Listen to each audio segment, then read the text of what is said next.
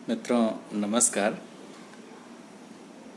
पिछले काफ़ी दिनों से हम लोग कोरोना जैसी महामारी से जूझ रहे हैं और इसका एक दुखद परिणाम है कि बहुत बड़ी संख्या में मज़दूर, कामगार पलायन को मजबूर हुए हैं और एक बड़ा वर्ग है जो अपने ऑफिसों तक नहीं पहुंच पा रहा है। साहित्य और कला के विषयों में बहुत सारे मित्रों ने इस समय का सदुपयोग फेसबुक लाइव या दूसरे माध्यमों से वेबिनार के लिए किया है।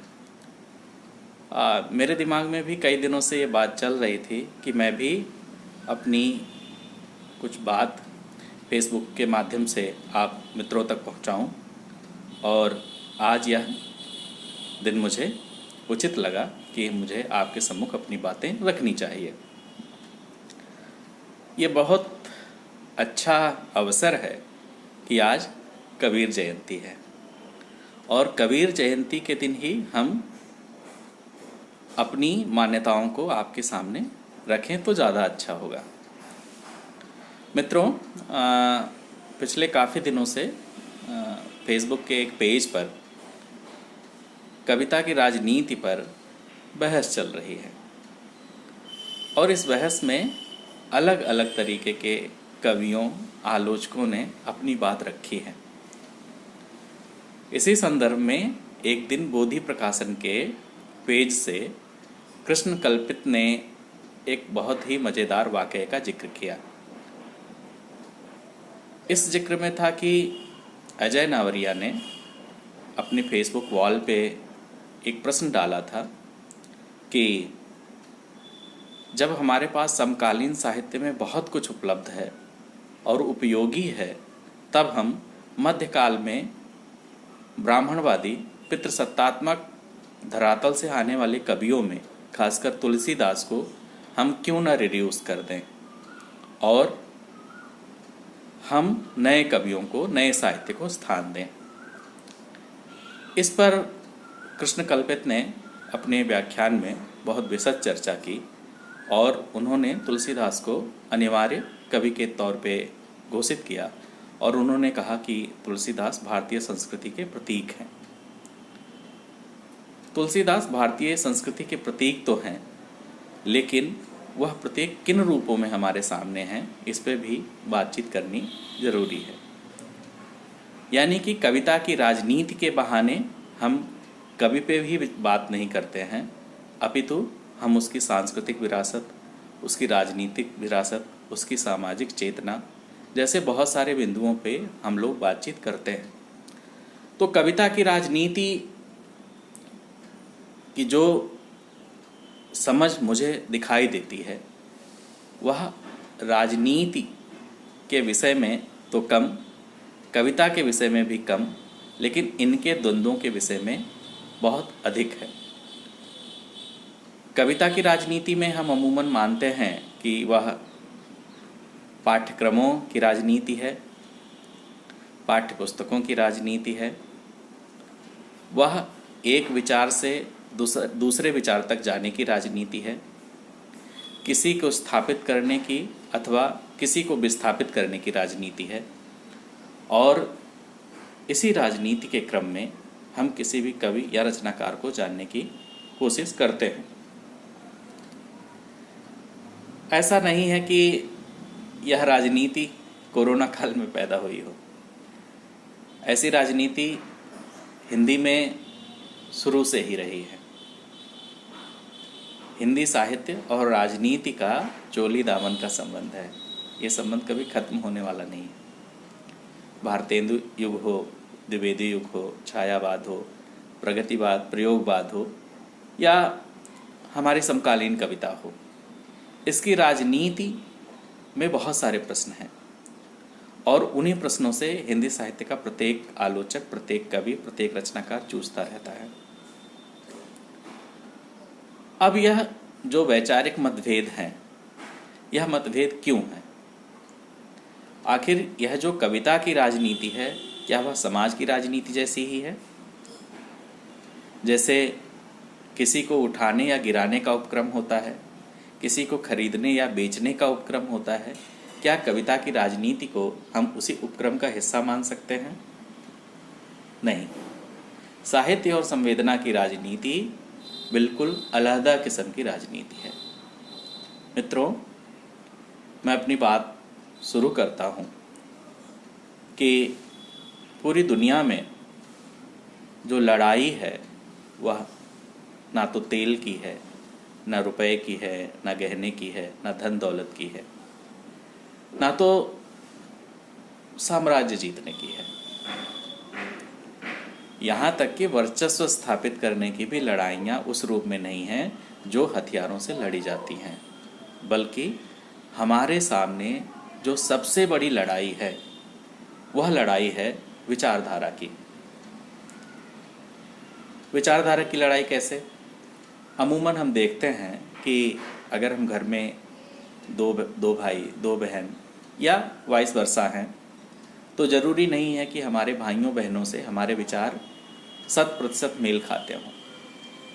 कई बार होता है कि हमारे विचार उनसे मेल भी खाते हैं और कई बार होता है कि वो हमसे अलग भी सोच सकते हैं। जैसे हमारे माता पिता ज़रूरी नहीं हो कि दोनों एक ही सोच के हों, जबकि दोनों एक ही जाति के हो सकते हैं, एक ही धर्म के हो सकते हैं, एक ही माहौल में पैदा हुए हो सकते हैं, लेकिन उनके विचारों में जो अंतर होता है, जो वैचारिक अंतर होता है, उसी के कारण उनमें आपस में द्वंद्व होता है, तनाव होता है या बातचीत होती है। तो पूरी दुनिया में जो लड़ाई दिखाई देती है वह लड़ाई हमें विचारों की दिखाई देती है, और यही विचार की लड़ाई कबीर के सामने थी। कबीर हमारे समय के एक ऐसे अनिवार्य कवि रचनाकार हैं, ऐसे चिंतक हैं जिनके बिना ना तो समाज पूरा हो सकता है, ना समाज की राजनीति पूरी हो सकती है, ना कविता की बात की जा सकती है, ना सौंदर्य शास्त्र की बात की जा सकती है, ना आलोचना की बात की जा सकती है। अमूमन हम लोग देखते हैं कि जिस क्षेत्र में यानी कि हिंदी पट्टी में हम लोग रहते हैं, वहाँ पे तुलसी जयंती के अवसर पर तुलसी वादियों द्वारा उनकी जयंती बहुत ज़ोर शोर से मनाई जाती है, और जिस ज़ोर शोर से तुलसी जयंती मनाई जाती है उसका दशांश भी मुझे कबीर जयंती मनाने वालों की नहीं दिखाई देती है। सोशल मीडिया पे भी तुलसी जयंती के अवसर पर मैं देखता हूँ कि एक भीड़ सी लगी रहती है, लेकिन कबीर जयंती पे बहुत कम लोग हमारे सामने मुखातिब होते हैं। तो इसके पीछे भी क्या कोई राजनीति है? क्या तुलसी की अपनी कोई राजनीति है? कबीरदास की अपनी कोई राजनीति है? क्या आपस में इनके विचारों का कोई द्वंद्व है? हम इन बातों की गहराई में नहीं जाएंगे। आज चूँकि कबीर जयंती है, तो कबीर जयंती के अवसर पर हम कबीर के कुछ मिथकों के बारे में आपसे बातचीत करेंगे। कबीर के बारे में हमें जो पाठ्यक्रम पढ़ाया जाता है वह बहुत ही विवादों से भरा हुआ एक तरीके से। उसमें इतना संदेहास्पद स्थितियां हैं कि आदमी जो अपनी प्राइमरी कक्षाओं में पढ़ता है वह उच्चतम कक्षाओं तक जाते जाते कैसे टकराहट के रूप में प्रकट होता है वह समझ नहीं पाता है। कबीर के विषय में भी कई तरीके के मिथक हैं जो हमारे सामने दिखाई देते हैं। सबसे पहला मिथक तो है कि कबीर के जन्म के बारे में। कबीर कहाँ पैदा हुए? ये कहाँ पैदा होने का जो मिथ है वो कबीर को बहुत रहस्यमयी, रोमांचकारी बनाता है। जब हम 10वीं के विद्यार्थी थे तो हमारी पाठ्यपुस्तकों में हमें पढ़ाया गया कि कबीर एक विधवा ब्राह्मणी के गर्भ से पैदा हुए, और विधवा ब्राह्मणी ने समाज के लोक लाज के भय के कारण कबीरदास को एक टोकरी में डालकर गंगा घाट के किनारे बनारस में रख दिया, और अपने कपड़ा धोने बनाने के क्रम में नीरू और नीमा नाम के जुलाहे ने उनको पाया और उनका पालन पोषण किया। इस मिथक की सच्चाई तक अगर हम जाएं मित्रों, तो हमें बहुत रोचकता दिखाई देती है। आखिर यह कौन सा कारण है, ये कौन सा तथ्य था हमारे सामने जिसने यह सिद्ध किया कि एक बहुत छोटा सा बच्चा जो टोकरी में लेटा हुआ है वह किसी धोबी के घर पैदा नहीं हुआ, किसी जाट के घर पैदा नहीं हुआ, किसी कुम्हार के घर पैदा नहीं हुआ, किसी नाई के घर पैदा नहीं हुआ, किसी चमार या दुसाध के घर पैदा नहीं हुआ, बल्कि वह किसी विधवा ब्राह्मणी के गर्भ से पैदा हुआ। इस मिथक के पीछे की राजनीति अगर हम लोग समझना चाहेंगे तो वह स्पष्ट है कि कोई भी श्रेष्ठ चीज़, श्रेष्ठ वस्तु, श्रेष्ठ प्राणी किसी गैर ब्राह्मण के घर पैदा नहीं हो सकता। तो कबीर कैसे पैदा हो सकते थे? कबीर के बारे में यह मिथक गढ़ा गया कि कबीर ब्राह्मणी के गर्भ से पैदा हुए। चलिए मान लेते हैं, अगर कबीर ब्राह्मणी के गर्भ से पैदा हुए तो इतने महान हुए। विधवा ब्राह्मणी के गर्भ से पैदा हुए, उनकी महानता में 4 चांद और लग गए। तो मैं तो कहता हूँ कि जितनी भी ब्राह्मण स्त्रियां हैं उनको सधवा होने की ज़रूरत नहीं है अगर वो कबीर जैसा पुत्र पैदा करें, कबीर जैसा चिंतक पैदा करें। लेकिन मित्रों, यह केवल भ्रम है। यह भ्रम उन तथाकथित कबीर पर काम करने वाले ब्राह्मणों ने फैलाई कि कबीर का जन्म एक विधवा ब्राह्मणी के गर्भ से हुआ था। यह कोई भी नहीं बता सकता, यह कोई तथ्य नहीं बता सकता, ये कोई जानकार भी नहीं बता सकता कि अज्ञातनामा कोई बालक किसी विधवा ब्राह्मणी के गर्भ से पैदा हुआ। दूसरा मिथक कबीर के बारे में है कि कबीर पढ़े लिखे नहीं थे। उनके बारे में बहुप्रचारित किया जाता है कि मसी कागज छुयो नहीं, कलम गही नहीं हाथ, कि उन्होंने कागज और कलम को हाथ तक नहीं छुआ और उन्होंने इतने बड़े बड़े पद, इतने बड़े बड़े दोहे बनाए। मित्रों, ऐसी बातें तो भारत में ही हो सकती हैं। ऐसा आश्चर्य तो भारत में ही हो सकता है कि एक अनपढ़ व्यक्ति इतनी गुह्य आत्मा परमात्मा चिंतन मनन परंपरा की बातें करता है, गुह्य साधनाओं की बात करता है, नाड़ी की बात करता है, ब्रह्म की बात करता है, रंध की बात करता है, या उन्हीं के शब्दों में कहें तो अद्वैत की बात करता है। यह बात भी पचाने लायक नहीं है। वो कभी भी किसी गैर ब्राह्मण कवि के बारे में यह मिथक कभी भी नहीं बनाएंगे कि वह अनपढ़ था। वे जानते हैं कि इस अनपढ़ता से वे किसी को कैसे हेय बना सकते हैं।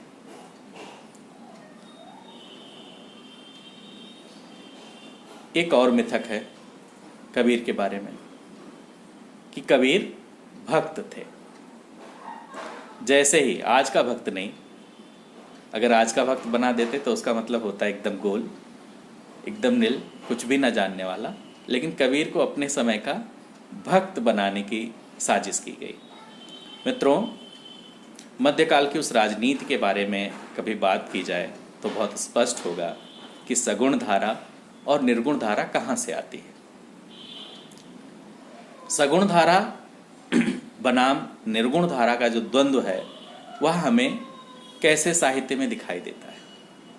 लेकिन कबीर के उस विद्रोही रूप को, उस तार्किक रूप को हमेशा इग्नोर कर दिया गया और उनको स्थापित किया गया कि वे भक्त थे। मित्रों, तुलसी भक्त हो सकते हैं, कबीर भक्त नहीं थे। कबीर संत थे। संतों की अपनी एक परंपरा है, संतों की अपनी एक विचार सरणी है, और उस विचार सरणी में कबीर जैसा चिंतक जब आता है तो वह अपने चिंतन से लोगों को अभिभूत करता है। लेकिन कबीर के बारे में यह भ्रम फैलाया गया कि वो भक्त हैं। जैसे ही हम उनको भक्त कहेंगे वैसे ही वह हिंदूवादी मान्यताओं, वेदों, शास्त्रों, उपनिषदों और यहाँ तक कि वेदांत की बात को स्वीकार करने वाला एक ऐसा सन्यासी होगा, एक ऐसा साधु होगा जो हिंदू धर्म के विस्तार को बढ़ाता हो। मित्रों, कबीर ने अपने आप को ना तो हिंदू कहा, न मुसलमान कहा, न सिख कहा, न ईसाई कहा। आप जानते हैं कबीर और उनका संप्रदाय एक पंथ का मानने वाला था। वह मानवतावादी था। वह ऐसा चिंतक था जो हिंदू धर्म की शास्त्रीय परंपरा का नकार करता था। कबीर लोक की बात करते थे, आम जन की बात करते थे, अनुभव की बात करते थे, और जो शास्त्र की बात करते थे। अब इनमें वही वैचारिक द्वंद्व दिखाई देगा, यही अंतर दिखाई देगा। कबीर जिस परंपरा से आते हैं वह परंपरा बुद्ध से आती है, सिद्धों से आती है, नाथों से आती है, और ज्ञान का एक ऐसा स्रोत बहता हुआ चला आता है जो तार्किक स्रोत है, जिसकी पीछे तर्क है, विज्ञान है। अध्यात्म है तो अध्यात्म के पीछे भी तर्क और विज्ञान है। वह भक्तों वाला तर्क नहीं है, सगुणों वाला तर्क नहीं है। जैसे जब हम कबीर को पढ़ा रहे होते हैं तो हम कबीर के बारे में बताते हैं कि कबीर अपने समय के जातिवाद से लड़ रहे थे, कबीर अपने समय के बाह्याडंबरों से लड़ रहे थे, कबीर रूढ़ियों से लड़ रहे थे, कबीर सांप्रदायिकता के खिलाफ थे, कबीर ऐसे सोच का प्रतिकार कर रहे थे जो सोच आम जन के हित में, जनता के हित में नहीं थी। लेकिन मित्रों, हम कभी भी नहीं पढ़ाते कि ये जो जातिवाद फैलाने वाला था वह कौन था, ये जो रूढ़ियों का जन्मदाता था वो कौन था, ये जो सांप्रदायिकता फैला रहा था आखिर वो कौन तबका था। मित्रों, वह वही तबका था जो वेदों और पुराणों से लेकर के अपने ज़माने में लेखन कर रहा था। देखिए, तुलसी जब अपने काव्य की रचना करते हैं तो उसका आधार वो अपने पूर्व के ग्रंथों से प्राप्त करते हैं। सूरदास जब कोई रचना करते हैं तो उसका आधार पूर्ण रूपेण वह अपने पुराने धार्मिक ग्रंथों से प्राप्त करते हैं।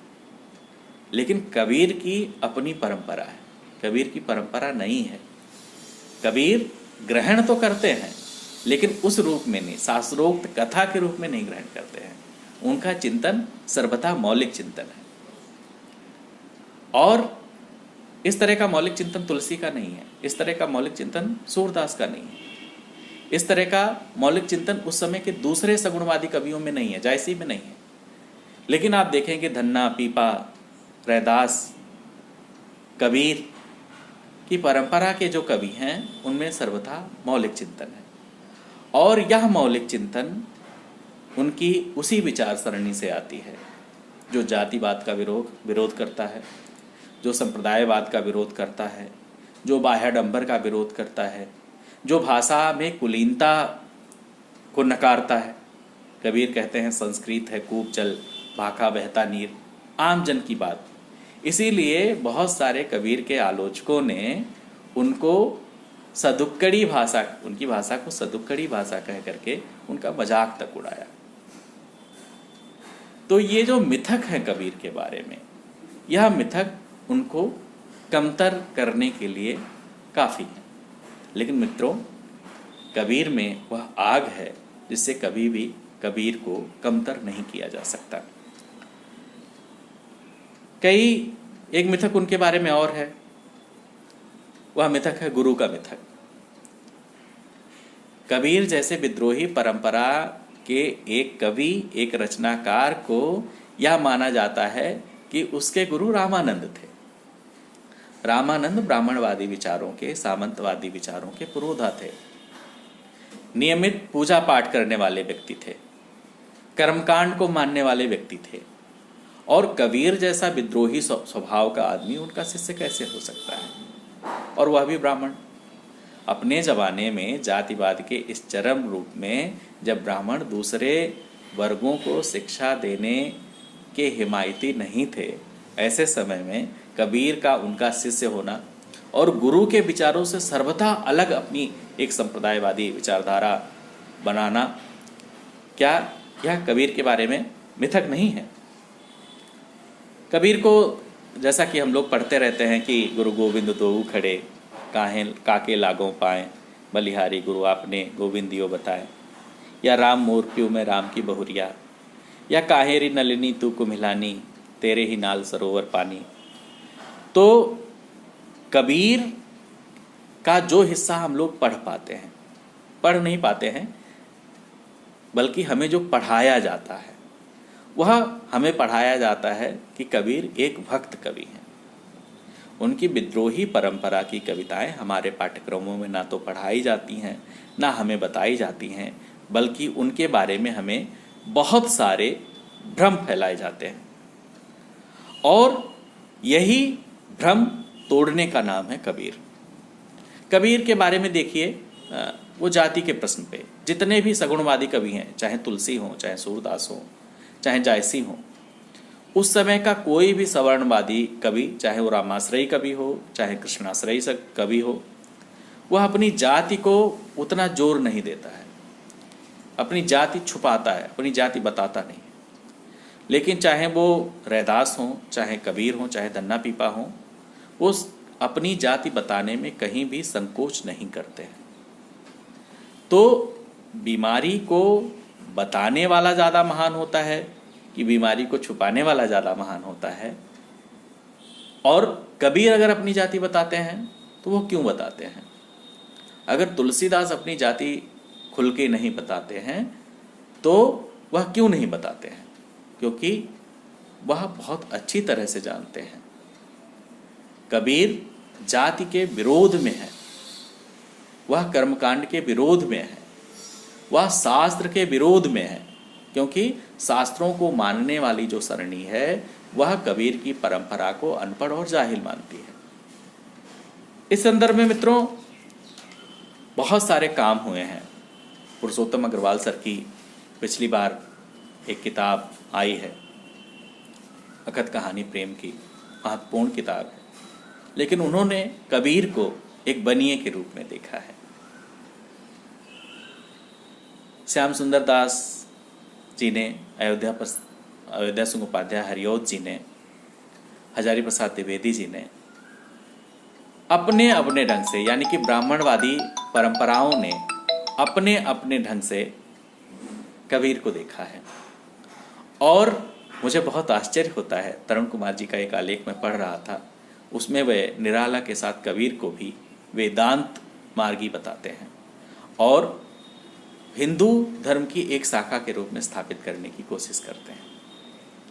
यह एक बनी बनाई जो परंपरा है, यह जो निचली जातियों के, निचली श्रेणी क्रम से आने वाले संतों की एक परंपरा है, उसको, उसके मूल तथ्य को खत्म करके हिंदू धर्म में समाहित कर लेने की एक चाल भर है।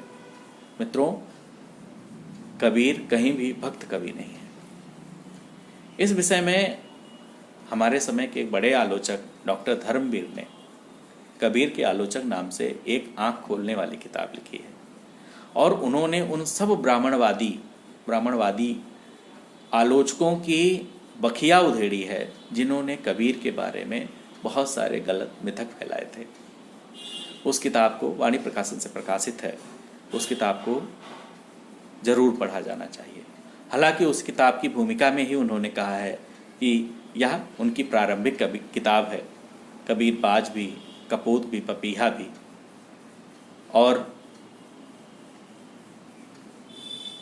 उसके बाद उनकी एक और किताब आई थी जिसका स्मरण मुझे इस समय नहीं आ रहा है। कबीर पे इतनी महत्वपूर्ण काम किया और उन्होंने नए दृष्टि से सोचने के लिए मजबूर किया। आज का कोई भी, चाहे वो हिंदी साहित्य का पढ़ने वाला आदमी हो, गैर साहित्य का पढ़ने वाला आदमी हो, वह बहुत अच्छी तरह से जानता है कि कबीर के साथ क्या भेदभाव हुआ। दूसरी परंपरा की खोज करने वालों ने भी कबीर के साथ न्याय नहीं किया। आचार्य रामचंद्र शुक्ल ने तो न्याय किया ही नहीं, दूसरे लोगों ने भी न्याय नहीं किया। जिस बनारस की धरती पर कबीर पैदा हुए, रैदास पैदा हुए, वहाँ पे ना तो रैदास को सुना गया, ना कबीर को सुना गया। अगर बनारस में किसी को सुना गया तो वो है तुलसी। प्रोफेसर चौथीराम यादव जी इन्हीं के लिए कहते हैं कि किसी किसी के लिए वहाँ भौं भौं का स्वर है तो किसी के लिए हुआ हुआ का स्वर है। जिसके लिए हुआ हुआ का स्वर है वह बनारस में या हिंदी पट्टी में या जड़ पट्टी में अधिक सराहा गया, सुना गया। लेकिन कबीर को कहाँ सुना गया है, रैदास को कहाँ सुना गया? तो कबीर और रैदास को उत्तर भारत से इतर, उस समय के पाकिस्तान में, आज के राजस्थान में, गुजरात में, हरियाणा में अधिक सुना गया। पूर्वी उत्तर प्रदेश, बनारस से अलग हटकर वो मगहर तक आए। हिंदू और मुसलमानों के बीच में उनको सुनने सुनाने की बात हुई, आम जन की बात। इसलिए कबीर परंपरा के मानने वाले मुझे स्मरण आता है कि कई आलोचकों ने कबीर के अनुयायियों को बहुत नीच जाति में पैदा हुआ माना है। ये जो नीच और ऊंच जाति का श्रेणी क्रम है, कबीर इसके खिलाफ थे। यह कभी भी हमें नहीं पढ़ाया जाता है। हमारे पाठ्यक्रम को डाइल्यूट करके हमारे सामने प्रस्तुत किया जाता है। मित्रों, कबीर के बारे में बहुत सारे ऐसे पद हैं जो हमारे सामने आते हैं। वो इसी जात पात की विरोध में कहते हैं कि अगर तू बाबन बबनी जाया, आन बाट हुए क्यों ना आया। तो अगर वो ब्राह्मण कुल में पैदा होते तो इस तरह की बात नहीं करते। अगर वो भक्त होते तो वो उस निर्गुण राम की बात ना करते कि निर्गुण राम जपो रे भाई। हालांकि मुझे यह भी लगता है कि वह निर्गुणिया राम भी कहीं ना कहीं प्रक्षेपित है। जो आदमी कर्मकांड परंपरा को त्याग कर चलने वाला व्यक्ति है, वह राम जैसे चरित्र को अपना आदर्श क्यों मानेगा? विमर्शवादी नज़रिए से तो कबीर के पाठ हो रहे हैं, पुनर्पाठ हो रहे हैं, और आगे और अलग अलग पाठ होंगे। लेकिन श्रमशील जातियों से आने वाला कोई भी रचनाकार वह हमेशा जाति के विरोध में होता है, उस तरह के अंध धर्म के विरोध में होता है, उस तरह के संप्रदायवाद के विरोध में होता है। पता नहीं यह मिथक क्यों कबीर के साथ जोड़ा गया कि वो हिंदू भी थे, मुसलमान भी थे। मुझे तो उसमें 99% पद हिंदुओं के पक्ष में या हिंदू मैथोलॉजी के इर्द गिर्द होने वाले पद हमें दिखाई देते हैं। और हमारे पाठ्यक्रमों में तो जो दिखाई देता है वह सब कबीर का तुलसी में रूपांतरण हमें दिखाई देता है। यही बात आप सबके साथ मुझे शेयर करनी थी। आप सबने ध्यान से मुझे सुना, इसके लिए आपका बहुत बहुत आभार। नमस्ते।